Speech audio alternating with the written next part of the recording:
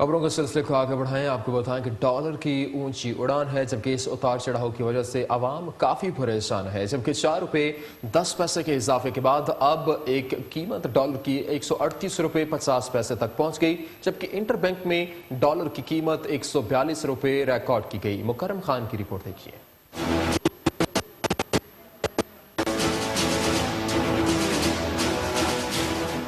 Dollar की ऊंची उड़ान बरकरार, इंटरबैंक में डॉलर बुलंद तरीन सतह पर पहुंच गया। डॉलर की कीमत में 8 रुपए का इजाफा, डॉलर की कीमत 142 रुपए पर पहुंच गई है। इस हवाले से मुल्तान की शहरियों की राय जानते हैं।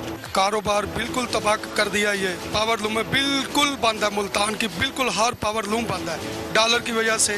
डॉलर की कीमत तो कम होना चाहिए, जिसकी वजह से पाकिस्तान की मईशत को नुकसान हो रहा है। डॉलर की कीमत कम होने की वजह से कारोबार भी चलेगा।